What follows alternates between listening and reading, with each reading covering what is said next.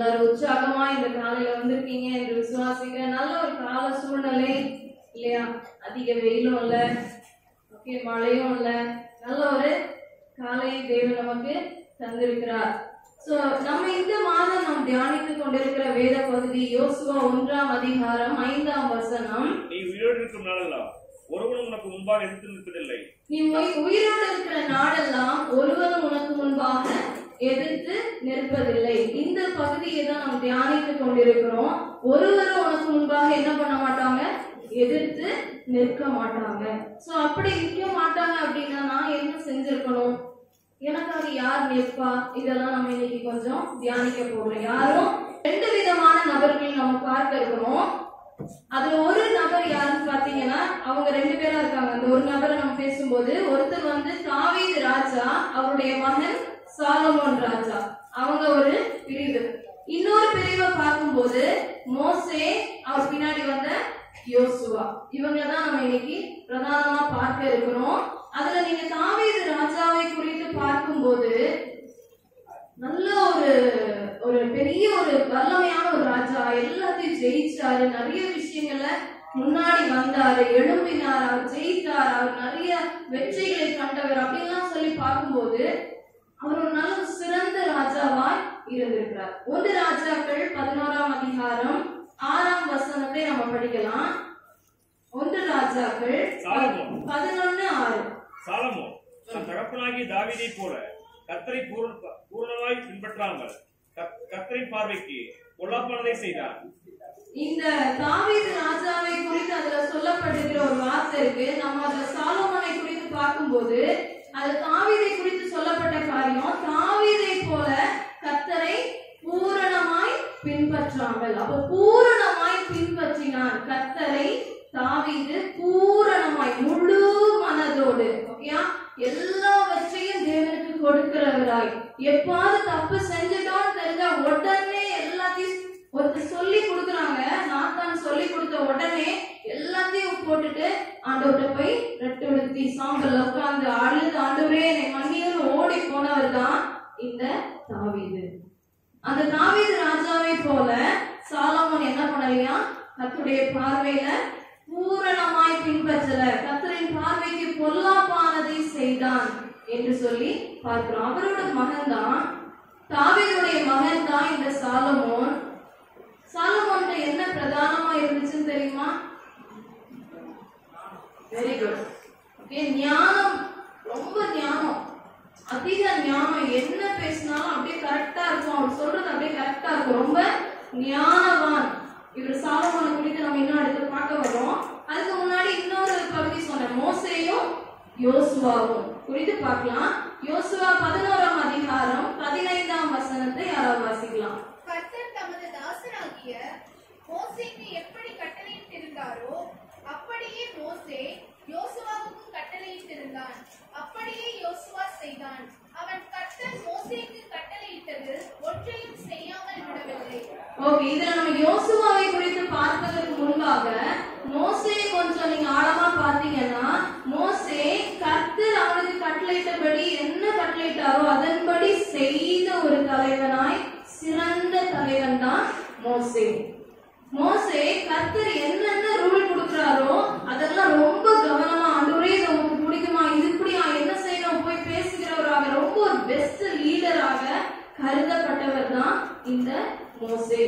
அவரும் தவறுகிற நேரங்கள் வரும்போது ஆண்டவர் அண்டை போய் முகமுகமாய் தரிசிக்கிற அளவுக்கு போய் உட்காருகிற ஒரு சிறந்த தலைவர். தப்பு நடந்துச்சுன்னா ஒருத்தர் சுட்டி காட்டிட்டாங்க, தப்புன்னு சொல்லிட்டாங்கன்னா அதை அப்படியே வச்சு அதை திருத்தாமல் இருக்கிற ஒரு தலைவர் அல்ல, தன்னை திருத்தி கொண்ட ஒரு சிறந்த தலைவர்.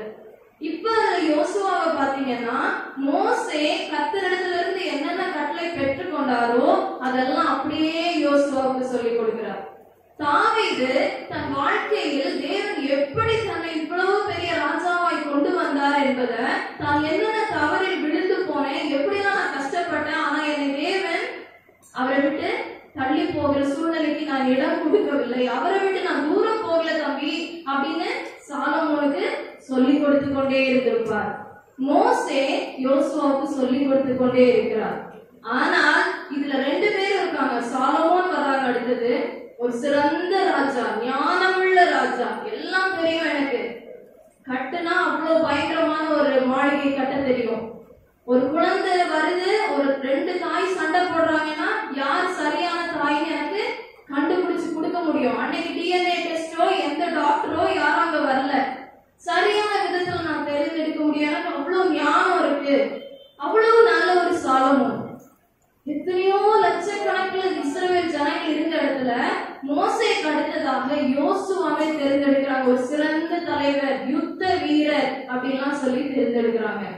அப்ப இவங்க 2 பேர்கிட்டையும் குறித்துதான் நம்ம இன்னைக்கு பிரதானமா பார்க்கணும்னு சொல்லிட்டேன். சாலமோனும் யோசுவாவும் அவங்க கிட்ட இருந்ததுல யோசுவாவிடம் இருந்த ஒரு முக்கியமான பகுதி கீழ்ப்படிதல். ஹல்லேலூயா. என்னன்னு சொல்லுங்க, கொஞ்சம் சத்தமா சொல்லலாமே. கீழ்ப்படிதல். கீழ்ப்படிதலை சண்டே கிளாஸ் குழந்தைங்களுக்கு தான் சொல்லி கொடுக்கணும்னு கிடையாது. ஒரு பெரிய யுத்த வீரர் அதை என்ன பண்றாரு, பின்பற்றுகிறார். அந்த யோசுவா 11 லாஸ்ட் பகுதியில பாருங்க, கர்த்தர் மோசேக்கு கட்டளையிட்டதில் ஒன்றையும் செய்யாமல் விடவில்லை. யாரு செய்யாம விடல? யோசுவா. எல்லாவற்றையும் கீழ்ப்படுகிற ஒரு நபரா இருந்திருக்கிறாரு. கீழ்ப்படிதல் எனக்கு வர வேண்டுமானால் எனக்குள்ளாக தாழ்மை வர வேண்டும். ஆமென். என்ன வரணும்? அடுத்தது தாழ்மை என்கிட்ட இருந்துச்சுன்னா நான் கீழ்ப்படிய ஆரம்பிச்சிருவேன்.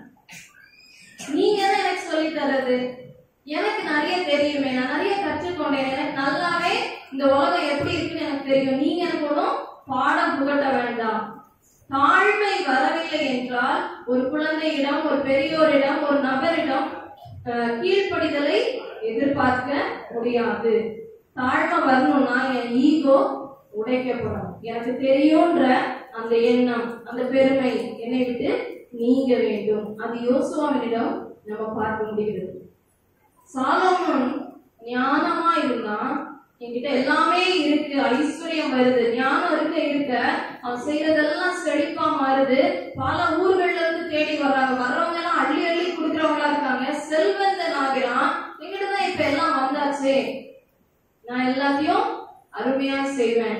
சாலோனுடைய காரியம் பின்னாடி என்னாச்சு, யோசுவாவுடைய காரியம் என்னாச்சு, நம்ம அதை பார்க்கறதுக்கு முன்னாடி சாலமோனை குறித்து நம்ம இப்ப தொடங்கலாம். வெளிப்படுத்தல் ஒரு ராஜா இல்லனா ஒரு வீட்டின் தலைவர், ஒரு வீட்டின் தலைவி, ஓகே, இவங்க எப்படி இருக்கணும், அவங்க எது கீழ்ப்படியணும் என்று சொல்லி ரொம்ப அழகா சொல்லப்பட்டிருக்கிறது. இது ராஜாவுக்கு தானே, ஒரு ராஜாவுக்கு தானே, சாலமோன் ராஜா, அவருக்கு தானே வேணும் அப்படின்னு கிடையாது. நம்ம இப்ப வாசிக்கலாம். வெளிப்படுத்தல் 1ஆம் அதிகாரம் 6ஆம் வசனத்தை வாசிக்கலாம். நம்மிடத்தில் அன்பு கூர்ந்து நமது இரத்தத்தினாலே நம்முடைய பாவங்களால் நம்மை கழுவி நம்முடைய பிதாவாகிய தேவனுக்கு முன்பாக நம்மை ராஜாக்களும். போதும். நம்மிடத்தில் அன்பு கூர்ந்து இயேசு நமது இரத்தத்தினாலே நம்ம என்ன பண்ணிருக்காரு, பாவங்களை எல்லாம் கழுவி நம்ம பிதாவானவருக்கு முன்னாடி நம்ம நிற்கும் போது நம்ம எப்படி நிக்கிறோமாமா? இன்னைக்கு பாவங்கள் கழுவப்பட்டதா, அதெல்லாம் சிந்திங்க, அவருடைய பாதத்தை முத்தம் செய்யுங்கள் அப்படின்னு நம்ம தியானத்தை அப்பா சொல்லிட்டு இருந்தாங்க. சோ அவ்வளவு தூரம் என் பாவங்களை என் தேவன் கழுவி என்னை மன்னித்து என்னை என்னவா வச்சிருக்காரு, பிதா முன்னாடி ராஜாவாய் நிறுத்தியிருக்கிறார். ஹல்லேலூயா. என்னை ராஜாத்தியாய் நிறுத்தியிருக்கிறார். என்னை ஏதோ சாதாரண நபரா நிறுத்தல, ராஜாவாய், ராஜாக்களாய் என்னை தேவன் நிறுத்தியிருக்கிறார். அப்போ ஒரு ராஜா, ஓகே, நீங்களும் நானும் தான் அந்த ராஜா. அந்த ராஜா எதை செய்யக்கூடாது என்று சொல்லி பார்க்கலாம். நீதிமொழிகள் 31ஆம் அதிகாரம் 1ஆம் வசனம் முதல் 5ஆம் வசனம் வரைக்கும் வாசிக்கலாம். ராஜாவாகிய தேவர்கள் கிடைத்த வசனங்கள் அவன் தாய் அவனுக்கு போதித்த உபதேசமானது, என் மகனே, என் கர்த்தத்தின் குமாரனே, என் பொருத்துரைகளின் புத்திரனே, ஸ்ரீகளுக்கு உன் வெள்ளையும் ராஜாக்களை கெடுக்கும் காரியங்களுக்கு உன் வழிகளையும் கொடாதே. திராட்சரசம் குடிப்பது ராஜாக்களுக்கு நல்ல தகுதி அல்ல. நெருவேலே, அது ராஜாக்களுக்கு தகுதி அல்ல. மதுபான பிரபுகளுக்கு தகுதி அல்ல. மதுபானம் பண்ணினார் அவர்கள் நியாயப்பிரமாணத்தை மறந்து சிறுமைப்படுத்துவர்களுடைய நியாயத்தை புரட்டுவார்கள். இதுல நம்ம நீதிமொழிகள் 31ஆம் அதிகாரம் 1லிருந்து 5 வரைக்கும் நம்ம வாசித்திருக்கிறோம். இன்னும் நான் ஆழமா படிக்கணும், இன்னும் நான் தியானிக்கணும்னு நினைச்சீங்கன்னா நீங்க அதை போய் வீட்டுல தியானித்து படிக்கலாம். அதுல ஸ்திரீயை குறித்து சொல்லியிருக்கு, ஓகே, உங்களை என்னையும் குறித்து ராஜாக்களா இருக்கிற நம்மை குறித்து சொல்லுகிற முதல் பகுதி என்ன சொல்லப்பட்டிருக்குன்னா, ஒரு தாய் வந்து தன்னுடைய மகனை பார்த்து சொல்றாங்க, நீ என்ன பண்ணக்கூடாது, ஸ்திரீகளுக்கு 3ஆம் வசனம் பாருங்க, ஸ்திரீகளுக்கு உன் பலனை கொடுக்காத, அதை கெடுத்து போடாத, ரொம்ப கவனமா இரு, ராஜாவா இருக்கிற, உயர்த்தப்பட்டிருக்கிற உன்னை நான் என்ன பண்ணிருக்கேன், ஒரு ராஜாத்தியாய் மாற்றிருக்கிறேன், உனக்கு கனம் கொடுத்திருக்கிறேன், நீ பாவியாய் நீ இல்ல, உன்னை ஒரு ராஜ அந்தஸ்தோடு உட்கார வச்சிருக்கிறேன், அந்த இடத்துல இருக்கிற நீ ஸ்திரீகளுக்கு உன் பலனை கொடுத்து கெடுத்து அழிந்து போகாதே. சாலமோனை பத்தி நல்லா தெரியும், எத்தனையோ ஸ்திரீகளுக்கு இடம் கொடுத்தவர். இன்னைக்கு சிந்திச்சு பார்ப்போம், நான் எவ்வளவு வயது சென்ற நபராக இருந்திருந்தாலும் சரி, எந்த வயதினருக்கும் இது பொருந்தக்கூடிய காரியம், நான் ஸ்திரீகளுக்கு இல்லைன்னா வேற புருஷர்களுக்கு, வேறு ஆண்களுக்கு இல்ல வேறு பெண்களுக்கு உன் பலனை கொடுத்துறாத. நீ ஒரு ராஜா, உனக்கு ஒரு ஸ்டாண்ட் இருக்கணும், உன்னை நீ இழந்துடாத. அந்த இடத்துல பாவமான காரியங்களை விழுந்து போகாத. சாலமோன் விழுந்து போன ஒரு முதல் பகுதி இந்த பெண்கள். என்ன பண்ணாங்க இந்த பெண்கள், இந்த ஸ்திரீகள் அப்படின்னா 1 ராஜாக்கள் 11ஆம் அதிகாரம் 3-4 வசனங்களை படிக்கலாம். அவனுக்கு பிரபுக்கள் குலமான 700 மனையாட்டிகளும் 300 மறுமனையாட்டிகளும் இருந்தார்கள். அவனுடைய ஸ்திரீகள் அவன் இருதயத்தை வலிவு போக பண்ணினார்கள். அந்த ஸ்திரீகள் என்ன பண்ணாங்க, அவங்கள வழுவி போக பண்ணினார்கள், அவன் இருதயத்தை வழுவி போக பண்ணினார்கள். அடுத்த வசனம், சாலமோன் வயது சென்ற போது அவனுடைய மனைவிகள் அவன் இருதயத்தை அந்நிய தேவர்களை பின்பற்றும்படி சாயப்படினார்கள். அவனுடைய மனைவிகள், ஓகே, மனைவி அல்ல, மனைவிகள் ஏகப்பட்ட பேர். அத்தனை மனைவிகளும் அவங்க என்ன பண்றாங்க, இருதயத்தை வாசிக்கலாம், அந்நிய தேவர்களை பின்பற்றும்படி சாயப்படினார்கள். அதனால் அவனுடைய இருதயம் அவன் தகப்பனாகிய தாவீதின் இருதயத்தை போல தன் தேவனாகிய கர்த்தருடைய உத்தமமாய் இருக்கவில்லை. அவங்க எல்லாரும் சேர்ந்து, அந்த மனைவிகள் இல்லைன்னா அத்தனை ஸ்திரீகள் எல்லாரும் சேர்ந்து அவன் அந்நிய தேவனை பின்பற்றும்படி, வழி தவறி போகும்படி செய்யறாங்க. அவன் தன் தகப்பன் தாவீதின் வழிகளை போல இல்லாதபடி அவன் இருதயம் மாறுபட்டது, வழிக்கு போகுது. நீங்க ஒரு டைரக்ஷன்ல போயிட்டு இருப்பீங்க, நல்ல ஒரு தாட் ப்ராசஸ் இல்லைன்னா நல்ல ஒரு லட்சியத்தோடு, இல்லைன்னா தேவன் எனக்கு வைத்த திட்டத்தை நான் கண்டுபிடிச்சிட்டேன், அதுல நான் போயிட்டு இருக்கேன்னு சொல்லி நீங்க உற்சாகமா போகும்போது உங்களுக்கு புத்தி தெளிந்து, இல்லைன்னா நீங்க ரொம்ப வசதிகள் வந்து உங்கள் வாய்ப்புகள் பெருகி உங்கள் பொருளாதாரம் இன்க்ரீஸ் ஆகுது, இல்லைன்னா நீங்க ரொம்ப ஞானமான நல்லா பாடுறீங்க, திறமை இருக்கு, தாளந்து இருக்கு, ஸ்டேஜ்ல ஏறுறீங்க, ரொம்ப கவனமா இருக்கணும், நான் வந்து ஆராதனை நடத்தலாம், நான் செய்தி கொடுக்கலாம், இல்ல நான் மேல நிக்கிற ஒரு முக்கிய பொறுப்பாளரா இருக்கேன், என் கம்பெனில என்ன ரொம்ப உயர்ந்த ஒரு மேனேஜரா வச்சிருக்காங்க, நான் ரொம்ப தெளிவா இருக்கணும், நான் ஒரு ராஜாவாய் என் தேவன் என்னை உயர்த்தி வைத்திருக்கிறார், ஒரு ராஜாத்தியாய் என்னை உயர்த்தி வைத்திருக்கிறார், என்னை வழுவி போக செய்கிற ஆண்களோடு பெண்களோடு நான் இழுக்கப்பட்டு போக கூடாது. எச்சரித்து தேவன் பேசுகிற காரியம். ஏன்னா சாலமோன் நல்ல ஞானவான், அவனுக்கு இந்த புத்தி எங்க போச்சு, இதை யோசிக்காம விட்டுட்டான். இவ்வளவு நல்ல ஞானவானா புத்தியா இருந்து செயல்பட்ட அந்த சாலமோன் இந்த இடத்துல அவன் புத்தி எங்க போச்சு, இத்தனை பெண்களோடு ஏன் எனக்கு தொடர்பு வச்சு தவறான அந்நிய தேவர்களை பின்பற்றி அவன் அப்படியே அவனுடைய வாழ்க்கை முடிந்து போகிறது. அவனுக்கு பின்பாக அவன் சந்ததி வருகிறது.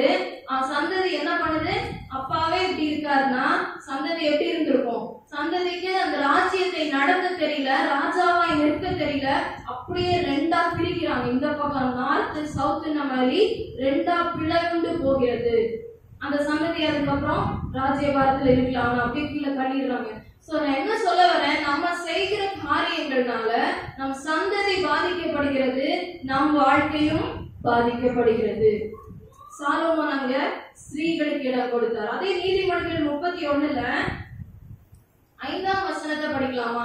அதுவான பண்ணினார், அவர்கள் நியாயப்பிரமாணத்தை மறந்து சிறுமைப்படுவர்களுடைய நியாயத்தை பின்பற்றுவார்கள். அந்த 5ஆம் வசனம் சொல்லுது, மதுபானம் பண்ணினா என்ன ஆகுமா?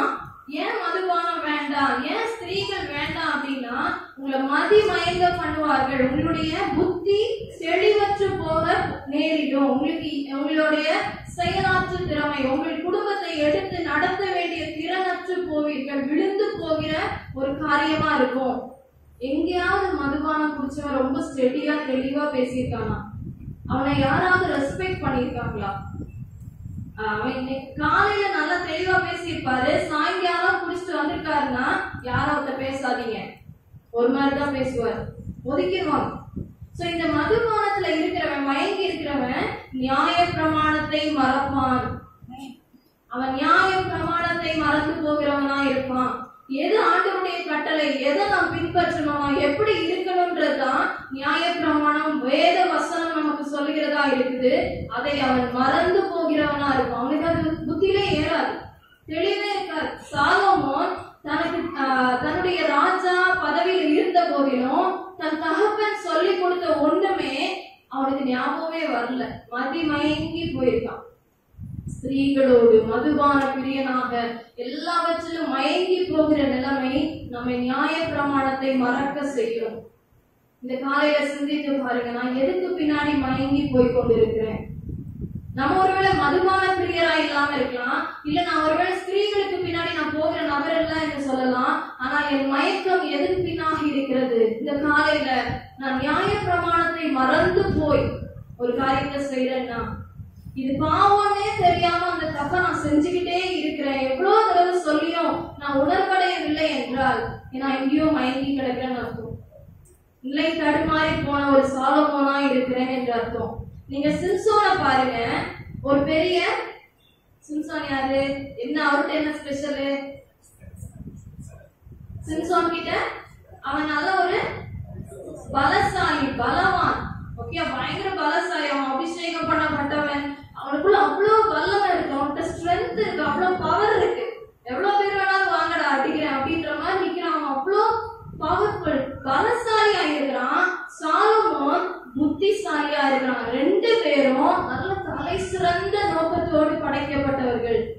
அவன் புத்தியை பயன்படுத்தி அவ்வளவு அழகா தேவனண்டை சேர்க்க வேண்டிய சாலமோன், அவனுடைய பலத்தை பயன்படுத்தி அநேகரை கிறிஸ்துவண்டை சேர்க்க, தேவனண்டை சேர்க்க வேண்டிய சிம்சோன். ஆனா இவங்களிடத்துல எங்கேயாவது ஒரு பெருமை ஒட்டி கொண்டிருந்தார். நான் மேல வர வர எனக்கு இந்த தாளந்துகள், எனக்கு இந்த கிருபைகள், நான் இந்த வீட்டை நல்லா நடத்துறேன், ஒரு திருமணத்தை நடத்தி வைக்கிறேன், ஒரு வீட்டை கட்டுகிறேன், எனக்கு ஒரு வேலையில நல்ல உயர்வு வருது, நான் ஒரு நல்லா படிக்கிறேன், நான் சிறந்து விளங்குகிறேன், எனக்கு நல்ல அழகு இருக்கு, அறிவு இருக்கு, ஏதோ ஒண்ணுல நான் சிறந்து இருக்கிறேன் என்றால் அதை நான் தவறாய் பயன்படுத்த கூடாது. அங்கு பெருமை இருக்குமே, ஆனால் கீழ்ப்படிதல் இருக்காது, தாழ்மை வராது. இறங்கி வர மனசுறதுதான் எவ்வளவு பெரிய ஆள் தெரியுமா?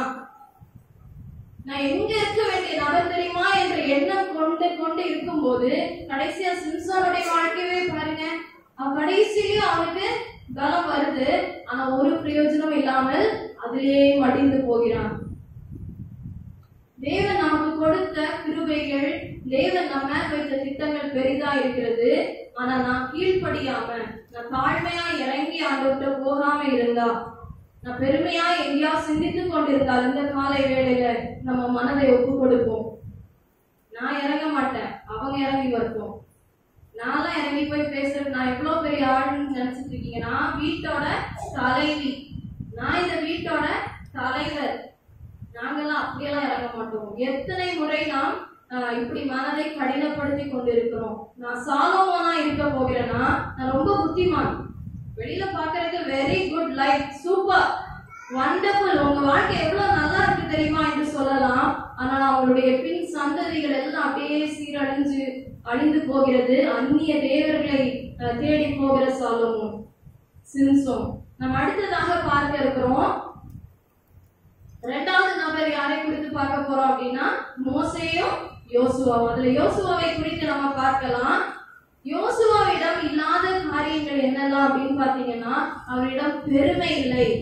அத்தனை லட்சம் ஜனங்கள் இருக்கும்போது யோசுவா அவர் ஒரு பெரிய யுத்த வீரர், ஓகே, நான் ஒரு பெரிய யுத்த வீரர், எனக்கு எல்லாமே தெரியும் என்று சொல்கிற பெருமை இல்லை.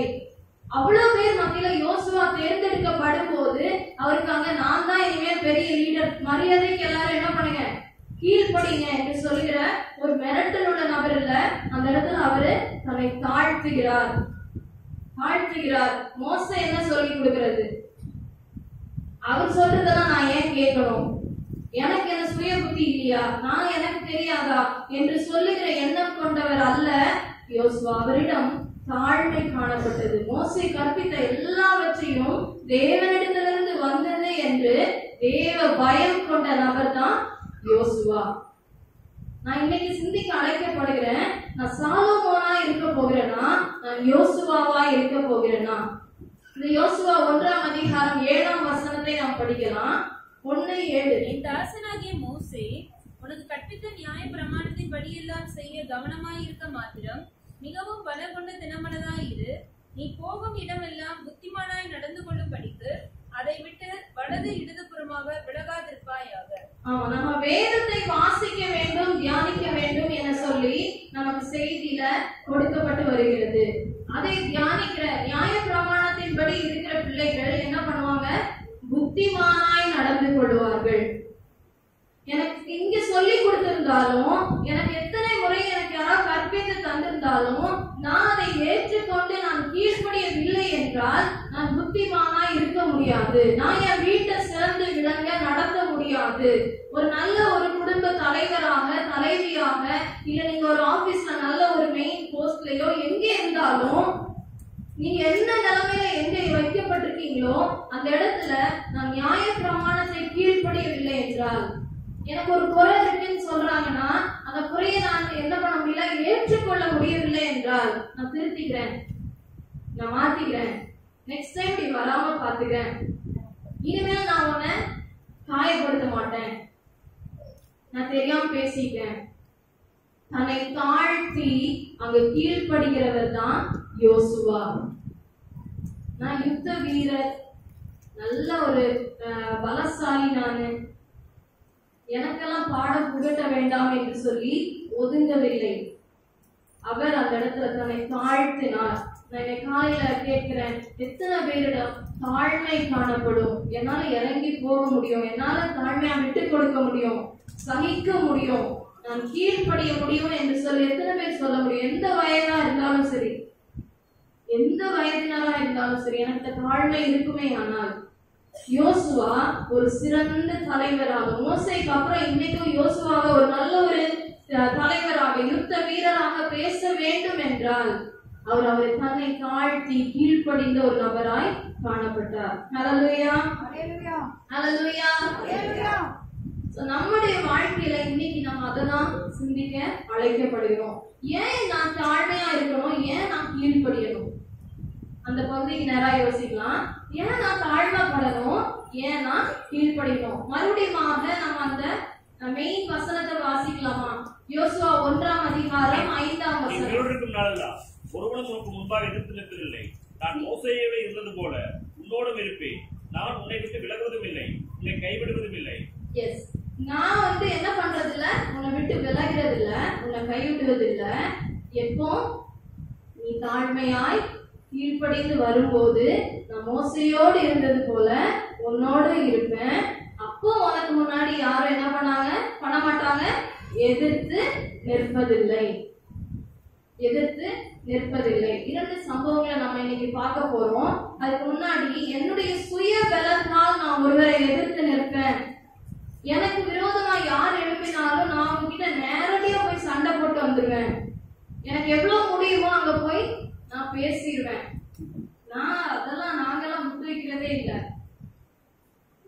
என்ன காயப்படுத்திட்டாங்களா, எனக்கு எதிராக எழுப்புறாங்களா, யாராவது எனக்கு கூட்டம் கூடி பேசுறாங்களா, நேரம் போய் என்னன்னு கேட்டுருவேன்.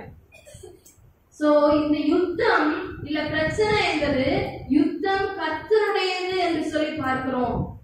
நான் போய் சண்டை போடுறதில்ல, உனக்கு முன்பாக ஒருவரும் எதிர்த்து நிற்பதில்லை என்றால் நான் கீழ்ப்படிந்து ஆண்டவருடைய சமூகத்தில் தாழ்மைப்பட்டு உட்கார்ந்து இருக்கும் போது அவர் எனக்காய் யுத்தம் செய்கிறார். ஆமென். நான் போய் என்னோட வேலை ஸ்தலத்திலயோ இவங்க என்ன பத்தி பேசுறாங்க அங்க போய் நான் சண்டை போடுறதில்ல. இன்னைக்கு நான் கீழ்படுகிறேனா, தாழ்மைப்பட்டேனா, கர்த்தர் சந்நிதியில நான் என்ன ஒப்பு கொடுத்திருக்கேனா, என்ன மன்னிங்க ஆண்டவரே, நான் தாழ்மை சொல்ல முடியுமா? எத்தனை பேர் பாவங்கள் மன்னிக்கப்பட்டது கை தூக்க கேட்டாங்க. அப்ப நிறைய பேருக்கு கை தூக்குறதுக்கு நான் பாவம் செஞ்சிருக்கேனா, இல்ல பாவம் மன்னிக்கப்பட்டதா என்ற கேள்விகள் இருக்குமே. ஆனால் இன்னைக்கு தேவனிடத்துல ஆண்டவரே என்னுடைய பாவங்களை உணர்த்துங்க, எங்க நான் விழுந்து போனேன், எங்கெல்லாம் ஆண்டவரை துக்கப்படுத்தினேன், ஆண்டவரை துக்கப்படுத்தவே இல்லை அப்படின்னு யாரும் சொல்ல முடியாது. பல நேரங்களில அவருக்கு பிரியமற்றதை சிந்தித்து செய்து துக்கப்படுத்தி இருக்கிறோம். அவர் நம்மை பார்த்து சொல்றாரு, யுத்தம் கர்த்தருடையது, என்னுடையது. நீ போய் சண்டை போட்டு யாருக்கும் எதிர்த்து நிற்காத. தேவன் யோவான் 6ஆம் அதிகாரம் 31ஆம் வசனத்தை படிக்கலாம். யோவான் 6:31. காலத்திலிருந்து அவர்களுக்கு அப்பத்தை புசிக்க கொடுத்தார் என்று எழுதியிருக்கிறபடி நம்முடைய பிதாக்களுக்கு வனாந்தரத்திலே மன்னாவை புசித்தார்களே என்றார்கள்.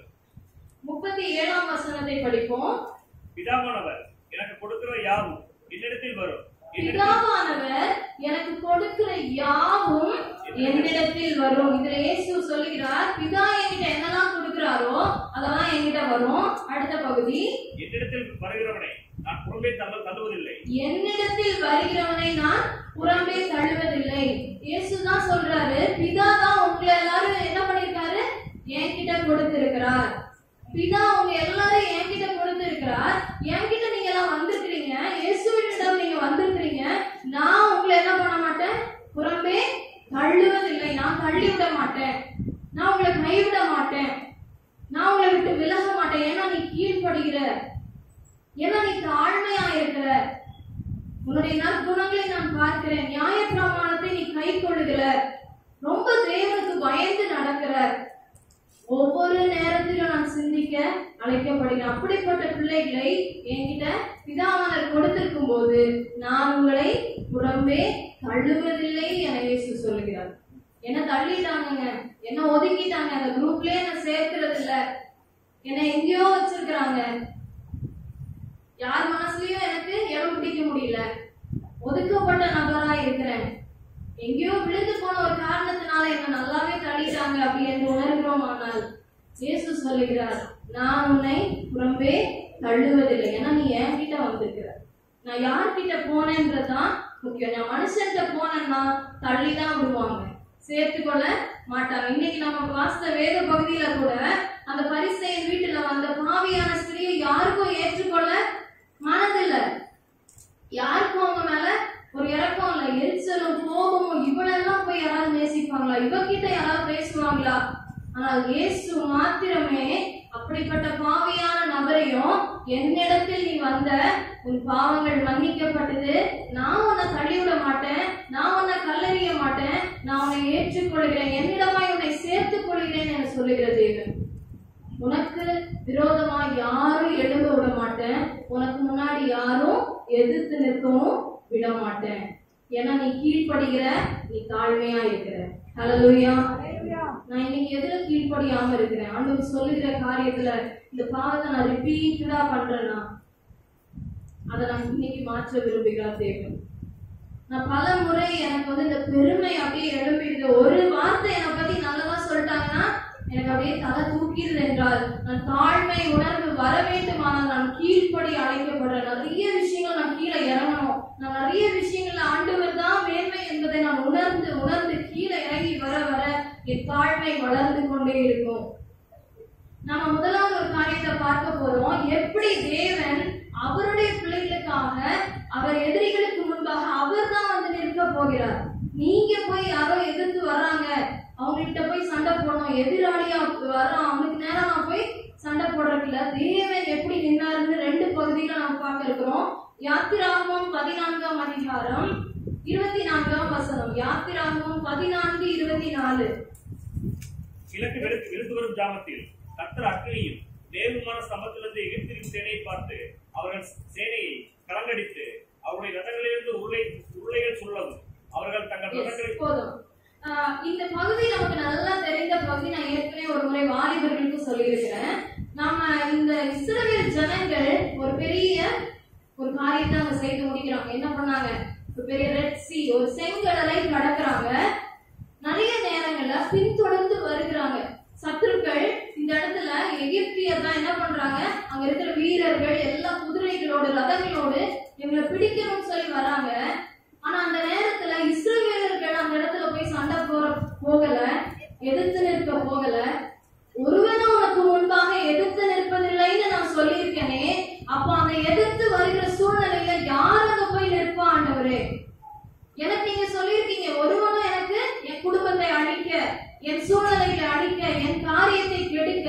ஒருவரும் எதிர்த்து வருவதில்லை என்று சொல்லியிருக்கீங்களே, அப்ப யார் நிற்பா?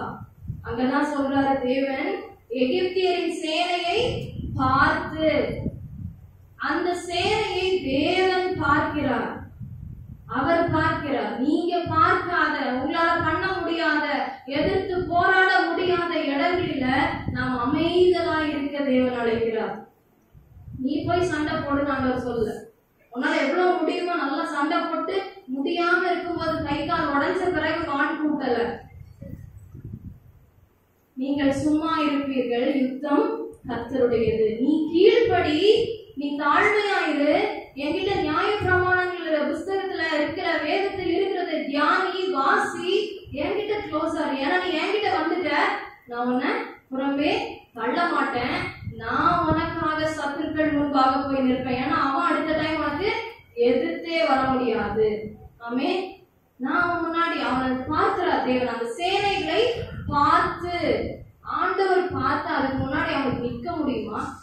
எவ்வளவு நடுக்கம், எவ்வளவு கலக்கம். சர்வ வல்லமை உள்ள தேவன் நம்முடைய எதிராளியை பார்த்து அவர்கள் சேனையை கலங்கடித்து, கலங்கி போயிடான், நொறுக்கி போயிடான். என்ன பண்ணணும்னே தெரியல.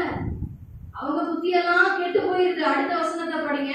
அவர்களுடைய ரதங்களிலிருந்து உருளைகளை சுழலவும் அவர்கள் தங்கள் ரதங்களை வருத்தத்தோட நடத்தவும் பண்ணினார். அவர்கள் ரதங்கள் என்னாச்சாமா? வருத்தத்தோட நடத்த பண்ணினார். யுத்தம் கர்த்தருடையது என்பது இருக்கும்போது இதுல நான் என்ன செய்ய போறேன்? இவ்வளவு கூட்டம் எழுப்புதே, இவ்வளவு பிரச்சனைகள் எனக்கு விரோதமா எழுப்புதே, நான் என்ன பண்ண போறேன்? எப்படி நான் ஜெயிப்பேன் என்று சொல்லி நீ கலங்க வேண்டாம், அவங்கள நான் கலங்கடிப்பேன் என தேவன் சொல்லுகிறார். ஹல்லேலூயா. என் விசுவாசம் எங்கே இருக்கிறது? நீ கலங்காத. நான் என்ன பண்ண போறேன்னு தெரியல. இவ்வளவு யுத்தம் எழுப்பி, பிரச்சனை எழுப்பி, டெய்லி புது புது ப்ராப்ளம் எழுப்பி வருது. பிள்ளைகளால எழுப்புது, கணவரால வருது, மனைவியால வருது, சொந்த பந்தங்களால வருது, சுற்று வட்டாரத்துல இருந்து வருது. சும்மா இருந்தாலும் இருக்க விட மாட்டேங்கிறாங்களேன்னு சொல்ற இடத்துல நீ அவர்களை கண்டு கலங்காதே. நான் அதை பார்த்துட்டேன், அவங்கள நான் கலங்கடிப்பேன். அவங்களுக்கு தான் வருத்தம், அவங்க தான் நொந்து நூடுல்ஸ் ஆகுறாங்க. ஹல்லேலூயா. அவங்களுக்கு தான் என்ன பண்ணணும்னு தெரியாம கலங்கி போகிறார்கள். அவங்க கடைசியில என்ன ஆனாங்க அவங்களுக்கு நல்லாவே தெரியும். அதே தண்ணியில என்ன ஆயிடுறாங்க? மூழ்கி போய்விடுகிறார்கள். கலக்கம் நமக்கல்ல, எனக்கு எதிராக எழுப்புகிறாங்களே நினைச்சு கலங்க வேண்டியது நான் அல்ல. ஒருவரும் எதிர்த்து நிற்பதில்லைன்னு வாக்கு கொடுத்த தேவன் சொல்லுகிறார், நான் அவங்கள கலங்கடிப்பேன், உனக்கு எதிராக யாரையும் எழுப்ப விட மாட்டேன். அடுத்த ஒரு நபரை குறித்து நாம் பார்க்கலாம். ஏசாயா 7ஆம் அதிகாரம் 1ஆம் வசனத்தை வாசிக்கலாம். ஏசாயா 7:1. உசியாவுடைய குமாரனாகிய யோதாமின் குமாரன் ஆகாஸ் என்னும் யூதா தேசத்து ராஜாவின் நாட்களிலே ரேசின் என்னும் சீரியாவின் ராஜாவும் ரெமலியாவின் குமாரனாகிய பெக்கா என்னும் இஸ்ரவேலின் ராஜாவும் எருசலேமின் மேல் யுத்தம் பண்ண வந்தார்கள். அவர்கள் அதை பிடிக்க போயிற்று. 7ஆம் அதிகாரம் ஏசாயா 7:1 ஆகாஸ் அப்படின்ற ஒரு யூதா தேசத்து ராஜாவை குறித்து நம்ம பார்க்கிறோம். இந்த ஆகாஸ் ராஜா அங்க இருக்கும் போது 2 விதமான ராஜாக்கள் எழுப்புகிறாங்க. ஒன்னு சீரியரின் ராஜா, இன்னொன்னு இஸ்ரவேலின் ராஜா. இவங்க 2 பேரும் எழும்பி இந்த யூதா தேசத்து ஆகாஸ் ராஜாவை அழிக்க திட்டம் பண்றாங்க. ஆனால் அந்த முதல் வசனத்தின் கடைசி பகுதி என்ன சொல்லுது? அவர்களால் அதை பிடிக்க கூடாமல் போயிற்று. அந்த எதிரிகளால அதை என்ன பண்ண முடியல? பிடிக்க முடியல. இதோட நிறுத்தாம இந்த சீரிய ராஜா என்ன பண்றான்? இது பத்தாது, இன்னும் கொஞ்சம் ஸ்ட்ரென்த் ஆக்குவோம், இன்னும் இவங்களை ஏதாவது கஷ்டப்படுத்துவோம், இன்னும் எப்படி எல்லாம் மனசை நோக்கடிக்கலாம், வார்த்தையால கொஞ்சம் இன்னும் கொஞ்சம் காயப்படுத்தலாமா? என்ன இவ்வளவு பண்ணாலும் அவங்க தாங்கிக்கிறாங்க,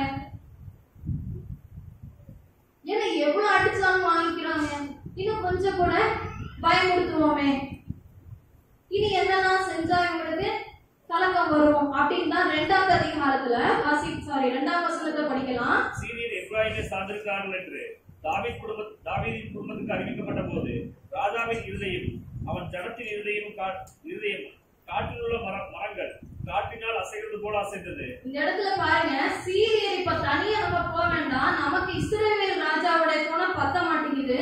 எக்ஸ்ட்ராவா எப்ராயிம் கூட்டத்தை என்ன பண்றாரு? அவங்களையும் சேர்த்து ஒரு பெரிய சேனையா எழுதுவோம், இவங்களை இப்போ அடிச்சிடலாம் அப்படின்னு இருக்கும் போதுதான் இங்க தேவ பிள்ளைகளுக்கு என்ன ஆகுது, தாவீதின் குடும்பம் அந்த யூதா தேசத்து ஜனங்கள் அந்த ராஜா உடனே அவங்க உடைஞ்சு போகிறாங்க, கலந்துறாங்க, பயப்படுறாங்க. அவங்களுடைய மனது எப்படி இருந்துச்சு, அவங்க இருதயம் காட்டில் உள்ள மரங்கள் காற்றினால் அசைக்கிறது போல இருந்துச்சு. அப்படியே அங்கே இங்கே ஆடுது. ஐயோ என்ன பண்ண போறோம், என்ன பண்ண போறோம், அடுத்து என்ன செய்ய போறோம், இப்படி பிரச்சனை எழுப்புதே, கொதிக்குதே. ஆனா தேவன் சொல்றாரு, யுத்தம் கர்த்தருடையது, நீங்கள் சும்மா இருக்க முடியலையே, யார்கிட்ட போய் கேட்கறது? நான் விசுவாசத்துல எவ்வளவு தேறி இருக்கிறேன், என் விசுவாசம் எங்கே இருக்கிறது? நல்ல ஒரு பெரிய தாசில்தாரை பார்க்கலாமா, நல்ல ஒரு பெரிய ஜட்ஜ பிடிக்கலாமா? யாரை வச்சு இந்த பிரச்சனைய சமாளிக்கிறது, யாரை வச்சு இதை முடிக்கலாம், யார் நமக்கு துணையா இருக்க முடியும்? இவங்க கரெக்டா இருப்பாங்களா, அவங்கள பிடிக்கலாமா? இந்த இடத்துல அவங்க காற்றினால் அவங்க மரம் அப்படி இப்படி இந்த அசைறத பாக்குறீங்கல்ல, அங்கேயும் நல்லா ஆடுது. எங்கேயும் ஸ்டெடியாவே நிக்க முடியல, அவங்களால பயந்து போகிறார்கள். ஆனா தேவன் சொல்லுகிறார், உன் வாழ்நாள் முழுவதும் ஒருவனும் உனக்கு முன்பாக எதிர்த்து நிற்பதில்லை. இன்னைக்கு நான் எதை பார்த்து அடிச்சிட்டு இருக்கேன், எதை பார்த்து கலங்கிட்டேன்? கூட்டம் பெருசாயிடுச்சோ, உங்களுடைய பிரச்சனைகள் பெரிதானதோ, எதை நினைத்து நான் கலங்கி கொண்டிருக்கிறேன்? 3ஆம் வசனத்தை படிக்கலாம். அப்பொழுது கர்த்தர் எசேயாவை நோக்கி, நீயும் உன் மகன் சேயாசுமாக வண்ணாத்துறைகளில் உள்ள மேற்புறத்து மதகின் கடைசி மட்டும் ஆகாசத்தை எதிர்கொண்டு போய் நீ அவனை நோக்கி, சீரியர் எப்ராஹிமரோடும் ரெமலியாவின் மகனோடும் உனக்கு விரோதமாக ஆலோசனை பண்ணி நாம் யூதாவுக்கு விரோதமாய் போய் அதை நெருக்கி அதை நமக்குள்ளே பங்கிட்டுக் கொண்டு அதற்கு தாபேயரின் குமாரனை ராஜாவாக ஏற்படுத்துவோம் என்று சொன்னதை நிமித்தம். எஸ், நீங்க அதை பாருங்க. 3ஆம் வசனத்துல கர்த்தர் ஏசாயா தீர்க்கதரிசி அந்த இடத்துல அவர் பயன்படுத்தி பேசுகிறார். அவர் சொல்றாரு, இந்த ஆகாசுக்கு விரோதமாக, இந்த யூதா தேசத்து ஜனங்களுக்கு விரோதமாக இப்படி கூட்டம் கூடி ஆலோசனை பண்ணுகிறாங்க. அவங்க எல்லாம் சேர்ந்து உனக்கு விரோதமா ஆலோசனை பண்ணுகிறாங்க. யாருக்கெல்லாம் தெரியுமா நமக்கு எகெயின்ஸ்டா யாராவது பேசிட்டு இருக்காங்கன்னு தெரியுமா? ஒரு சிலர் பேசின பேச்சு கேட்டே நமக்கு என்ன பண்ண முடியல, இவன் எனக்கு இப்படி பேசியிருக்கான், நல்லா பழகின இவன் எனக்கு இப்படி பேசிட்டா, இப்படி இந்த மாதிரி எனக்கு விரோதமா பேசியிருக்காங்க, எனக்கு கேவலப்படுத்திருக்காங்க அப்படின்னு நம்ம பேசுறத கேட்ட போது ஏற்படுகிற காரியம் தெரியவே இல்லைன்னா, யார் யார் நமக்கு எதிரினே தெரியல, எங்கெங்க கூட்டம் கூடி பேசுறாங்கன்னே தெரியல, ஆலோசனை பண்ணுகிறாங்கன்னு கர்த்தர் ஏசாயாவை கொண்டு இந்த யூதா தேசத்து ராஜாவுக்கு சொல்றார். உனக்கு விரோதமா உன்னை அழிச்சிட்டு, ஓகே, உன்னை கெடுக்கணும், உன்னை விரோதமா எழுப்பி உன்னை நெருக்கணும், உன்னை பாதிப்படைய செய்யணும், நீ ஒண்ணு இல்லாம போகணும், உன் குடும்பத்தை அழிக்கணும், நீ சந்தோஷமா இருக்கிறத அவங்க விரும்பல, நீ செழிப்பா இருக்கிறத அவங்க விரும்பல. பல பேர் உனக்கு விரோதமா எழுப்பி கூட்டம் கூடி அங்கங்க ஆலோசனை பண்ணுகிறாங்க. ஆனால் தேவன் என்ன சொல்றாரு? 6வது வசனம் படிங்க. நீ பயப்படாமல் அமர்ந்திருக்கப்பா. நீ எந்திரிச்சு ஓடி போய் நீயும் சண்டை போடுன்னு சொல்லல, நீ அமர்ந்திருக்கப்பார். அமர்ந்திருக்க தேவன் அழைக்கிறார். கொஞ்சம் நீ அமைதிப்படு. நீயும் சண்டைக்கு சண்டை, பல்லுக்கு பல், கத்திக்கு கத்தி அப்படின்னு நிக்காத. அது உங்க குடும்பத்துக்குள்ளேயா கூட இருக்கலாம், கணவர் மனைவியிடமா இருக்கலாம், உங்க வீட்டுக்குள்ளேயா இருக்கலாம், சொந்த பந்தங்களமா இடமா இருக்கலாம். தேவன் நமக்கு சொல்றது, நீ அவங்கள பார்த்து பயத்துல என்ன பண்ணிடாத, அவசரப்பட்டுறாத. பயம் வந்துச்சுன்னா மனதெல்லாம் என்ன ஆயிடும், தாறுமாறாயிடும், புத்திகேடாய் செயல்பட தோணும், என்ன பண்றோன்னே தெரியல, பதட்டம், பதறிய காரியம் சிதறி போகுது, எல்லாம் அப்படியே உடைஞ்சிரும். ஆனா தேவன் சொல்றாரு, நீ பயப்படாமல் அமர்ந்திருக்கப்பார். இதே மாதிரிதான் தேவன் யோசுவா கிட்டையும், நீ பயப்படாதே, கலங்காதே, திகையாதே, நான் உன் தேவன், நான் உன்னை விட்டு விலக மாட்டேன், உன்னை கைவிட மாட்டேன், நான் உன்னை புறம்பே தள்ள மாட்டேன், நான் உன்னை மறக்க மாட்டேன்னு சொன்ன தேவன். ஹல்லேலூயா. நீ பயப்படாம அமர்ந்திருக்கப்பார். அடுத்து ஆண்டவர் சொல்றாரு, இந்த 2 புகைகிற கொள்ளிக்கட்டைகள் ஆகிய சீரியரும் வேற எந்த ராஜா எத்தனை பேரும் எழும்பட்டும், அப்படியே புகஞ்சு எழுப்புறாங்கல்ல, அப்படியே புகையா, அப்படியே கரும் புகையா வருது, ஒரே தீ பிடிக்கிற மாதிரி இருக்கு பிரச்சனை. நீ அமர்ந்திருக்கப்பார், அமைதிப்படு. ஏன்னா உன்கிட்ட நான் எதிர்பார்க்கிறதெல்லாம் கீழ்ப்படிதலும் தாழ்மையும். ஹல்லேலூயா. தேவன் அடுத்ததாக என்ன சொல்றாருன்னு பாருங்க. உன் இருதயம் துவள வேண்டாம் என்று சொல்லி 6ஆம் வசனத்துல முடிக்கிறாரு. 7ஆம் வசனத்தை வாசிக்கலாம். கர்த்தராகிய ஆண்டவர் அந்த ஆலோசனை நிலைநிற்பதில்லை, அதன்படி சமயப்பதுமில்லை. சிரியாவின் தலைமுறை. 7ஆம் வசனம் மட்டும் பாருங்க. கர்த்தராகிய ஆண்டவர் அந்த ஆலோசனை நிலைநிற்பதில்லை, அதன்படி சம்பவிப்பதும் இல்லை. ஹல்லேலூயா. உனக்கு விரோதமா எத்தனை பேர் கூட்டம் கூட பேசிட்டு போட்டோம், உனக்கே தெரியாம இருக்கலாம். அந்த நியூஸ் உனக்கு வரணும்னு அவசியம் இல்ல. ஏன்னா அந்த ஆலோசனை எல்லாம் நிலைநிற்பதில்லை. அவை எல்லாத்தையும் நான் என்ன பண்ணிட்டேன், சம்பவிக்க முடியாதபடிக்கு அழித்து போட்டேன். அதனாலதான் சொல்றேன், உனக்கு முன்பாக ஒருவனும் எதிர்த்து நிற்க முடியாது. ஆலோசனை பண்ணலாம், உங்களுக்கு விரோதமா எதிரிகள் ஆலோசனை பண்ணலாம், உங்களுக்கு விரோதமா ஒரு பெரிய கூட்டம் எழும்பி படையெடுத்தும் வரலாம். தேவன் அவைகளை குலைத்து போடுவார், ஆலோசனைகளை அழித்து போடுவார், அந்த கூட்டத்தை கலங்கடிப்பார். தேவன் சொல்றாரு, உனக்கு முன்பாக ஒருவரும் எதிர்த்து நிற்க முடியாது. நீ உன் வாழ்நாள் முழுவதும் அதை நீ மறக்காத. அப்ப நீ செய்ய வேண்டியது ஒன்னே ஒண்ணுதான், நீ தாழ்மைப்படு, கீழ்படி, கொஞ்சம் இறங்கி வா. எனக்கு ஆண்டவர்லாம் தேவையில்லைங்க. எனக்கு அந்த மாதிரி ஆண்டவர்கிட்ட ஜெபிக்கணும், ஜெபம் பண்ணி தான் என் கடையை நடத்தணும்ன்ற அவசியம் எனக்கு இல்ல. எப்படியோ நான் தான் இது வரைக்கும் வந்திருக்கேன். இன்னும் அதெல்லாம் நான் சாமர்த்தியமான ஆளு, புத்தியான ஆள், சாலமோனை போல நான் இருக்காதபடிக்கு யோசுவாவை போல நான் ஒரு யுத்த வீரராகவே இருந்திருந்தாலும், பல வருஷம் நான் ட்ரெயின் ஆன ஒரு விஷயமா இருந்திருந்தாலும், இன்னைக்கு நான் இறங்கி வர தேவன் விரும்புகிற காரியத்தை நான் கீழ்ப்படிய தாழ்மைப்பட தேவன் அழைக்கிறார். ஹல்லேலூயா. ஒருவேளை பிழையாம் மாதிரி பவுல் மாதிரி கிளம்பிட்டு இருக்கலாம். பவுல் இல்ல, பிழையாமும் சவுலும் ரெண்டு பேரும் ஒரே விஷயம், நான் இன்னொருத்தர போய் அழிக்கணும், அவங்கள சபிக்கணும், கொன்னரணும்னு கிளம்புற இடத்துலயும் தேவன் போய் நின்றார் என்று சொல்லி எல்லாம் நாம் பார்த்திருக்கிறோம். தேவன் அவருடைய பிள்ளைகளுக்காக என்கிட்ட பிதாவானவர் இவங்களை என்கிட்ட கொடுத்திருக்கிறார். நம்ம யோவான்ல வாசிச்சோம், என்னிடத்தில் வந்த எவனை நானு புறம்பே தள்ளுறது. ஏன்னா பிதா என்கிட்ட உங்களை எல்லாம் பொக்கிஷமா கொடுத்திருக்கிறார். உங்களை நான் எப்படி, நீங்க ராஜாக்களாக நான் உங்களை பிதா முன்னாடி நிறுத்தி இருக்கிறேன். எப்படி நான் உன்னை கை விடுவேன்? எப்படி உன் முன்னாடி ஒருத்தரை நான் வர விடுவேன்? அவனெல்லாம் நான் கலக்கடிப்பேன் என தேவன் சொல்லுகிறார். நம்ம ஒரு 2 வசனம் மட்டும் வாசித்து முடிக்க இருக்கிறோம். எபிரேயர் 4ஆம் அதிகாரம் 9ஆம் வசனம். எபிரேயர் 4:9. ஆகையால் தேவனுடைய ஜனங்களுக்கு இளைப்பாறுகிற காலம் இனி வருகிறதா இருக்கிறது. தேவனுடைய ஜனங்கள், அவரால் நம்ம கூட்டி சேர்க்கப்பட்ட இந்த ஜனங்களுக்கு என்ன வருது? இளைப்பாறுகிற காலம், ஒரு சமாதானமான வாழ்க்கை. எதிரியே இல்லைன்னா எவ்வளவு சமாதானம் இல்ல, பிரச்சனையே எழுவலன்னா எவ்வளவு பீஸ்ஃபுல் இல்ல. ஐயோ திங்கக்கிழமை வேலைக்கு போனோம், அந்த பாஸ் ஒரு ஆள் முடிஞ்சுக்கு முன்னாடி அவர் நிற்பாரு, அந்த எம்டி ஒரு ஆளு, இந்த மாதிரி ஒரு பிரச்சனையை கொண்டு வருகிறவன், என் பக்கத்து வீட்டுக்காரி, ஐயோ எனக்கு படிக்கிற இடத்துல எவ்வளவு பிரச்சனை, வீட்டுக்குள்ளால எவ்வளவு பிரச்சனை, மாமனார் தொல்லை, மாமியார் தொல்லை, மருமகள் தொல்லை, என்னென்னமோ பிரச்சனை. இதெல்லாம் இல்லைன்னா எவ்வளவு சமாதானம் தெரியுமா? ஆனா தேவன் நம்ம அப்படி எல்லாரையும் விட்டு ஓடுன்னு சொல்லல, அமர்ந்து இருக்க பாரு, அங்க நீ அமைதியா பயப்படாம அங்க உட்காரு, அந்த இடத்துல இரு, அந்த இடத்துல இரு. நான் ஏன்னா இளைப்பாறுதலை தருகிற காலம் வருகிறது. ஹல்லேலூயா. நான் உன்னை சமாதானமாய் வைக்க போகிறேன், உனக்கு நான் ஒரு இளைப்பாறுதல் தருகிறேன், உன்னை ஒரு பீஸ்ஃபுல்லா வைக்க போறேன். நீ பிரச்சனையை பார்த்து கலங்கி பயந்து நீ நடுங்காத. சத்துருவுக்கு தான் கலக்கம், அந்த எதிராளிக்கு தான், பிசாசுக்கு தான் நடுக்கும். நம்ம இன்னும் ஒரு வசனத்தை படித்து முடிக்கலாம். எபிரேயர் 3:18ஆம் வசனம். இன்னும் என்னுடைய இளைப்பாறுதலை பிரவேசிப்பதில்லை என்று, என்னுடைய இளைப்பாறுதலை யார் பிரவேசிக்க முடியாது என்று பார்த்தா, அவர் யாரை குறித்து ஆணையிட்டார்? கீழ்ப்படியாதவர்களை குறித்தல்லவா? கீழ்ப்படியாதவர்களுக்கு மட்டும்தான் அந்த இளைப்பாறுதலில் பிரவேசிக்க இடமில்லை. ஹல்லேலூயா. நம்ம முதல்ல இருந்தே தியானிக்கிறோம், கீழ்ப்படிதல் தாழ்மையை கொண்டு வரும்.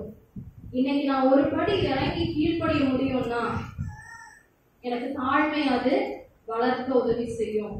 நான் தாழ்மையும் கீழ்ப்படிதலும் நான் ஒன்றுக்கு இருக்கும்போது நான் இளைப்பாறுகிற தேவனுடைய இளைப்பாறுதலில் இருக்கக்கூடிய ஒரு சமாதானமான வாழ்க்கை நான் வாழ முடியும். ஏன்னா யுத்தம் கர்த்தருடையதா இருக்கிறது.